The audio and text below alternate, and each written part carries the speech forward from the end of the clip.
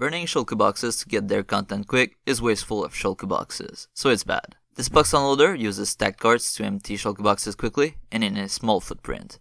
That's the second version, version 2.0. The first version had one issue that needed correction. I designed it quick and didn't test for random inputs. What's that, brother? My bad. Let's see what the issue was and how I fixed it. As soon as I used the box unloader for the multi-iron sorter, it broke. Let's take a look at the issue, or issues with an S, should I say. Oh my god, bro. Oh, hell no, man. What the? I told you about random inputs, so we'll start with that. This is the old box unloader. The way it worked is that whenever I had this box sent into the dispenser, it would activate this piston, which would send a pulse via this observer, replace the shulker box, and start emptying the new box content. If multiple boxes were sent, the piston would stay extended, so this observer would receive a pulse at the end of the unloading phase of the previous box. That pulse just acts to repeat the cycle. It swaps the box and starts emptying the new one. But notice one thing. When we swap the last shulker box, this piston retracts. This is what I originally wanted, as it would disable the clock from trying to swap shulker boxes indefinitely. But what if we send a new shulker box to be unloaded right after this? Well, the computer reading here reads that a shulker box is inside the dispenser, so it's gonna send power to this piston, which will trigger the observer. That sends a pulse which is gonna swap the box that's still being emptied for a new one. So now we end up with a shulker box with items remaining inside of it, and that box can be picked up by the hopper carts under or be sent with the empty box collection on the side. It's pretty much random based on the input timing. Whatever happens with that, it's unreliable, therefore it's bad. The other issue I had was with the off switch. I originally intended on subtracting the comparator's signal over here to disable the box unloader, and therefore stop processing shulker boxes. That works just fine when there are no items being processed. Look, no triggers. But it's a different story when the unloader is processing boxes. If I disable and enable this comparator while there are shulker boxes inside the dispenser, we have the same issue as with the random box input.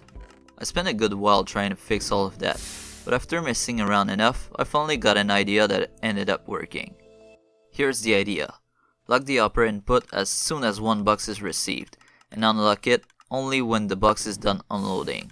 That makes sure we stop running into a scenario like this pulse generator and the old design. Now, when we want to turn off the unloader, we can simply keep this hopper locked. That means we don't need to deal with the comparator issues we had before. It's completely bypassed. I put a lever on this block for that effect because it stays in the footprint, but you can send power anywhere in this chain to power the hopper, or lock it directly. By the way, I don't think I said that in the original video about the box unloader, but you can send items into this box unloader and it won't break. When you input items into the box unloader, they're simply ejected and sucked by the hopper carts below. From there, they join the rest of the items taken out from inside boxes, so it's harmless to box unloaders. What's that? Now I have become Death, the destroyer of box unloaders. Yeah, that's right. This motherfucker is the exception.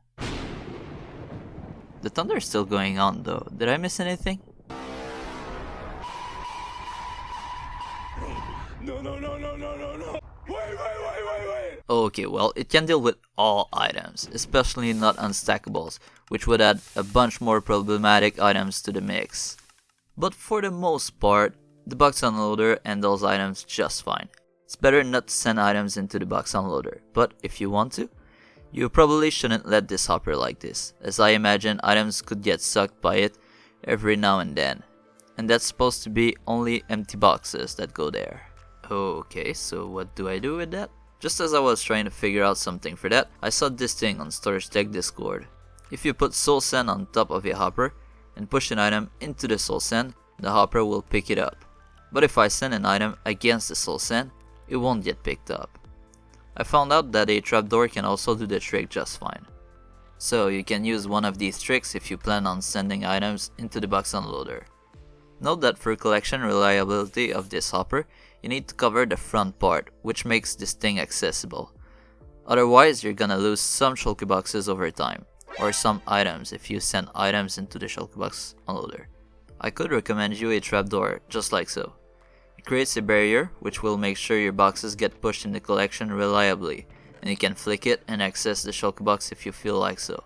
Just close it after for reliability. Another small detail, it turns out that the lock repeater wasn't needed. A torch against a block here can do the trick.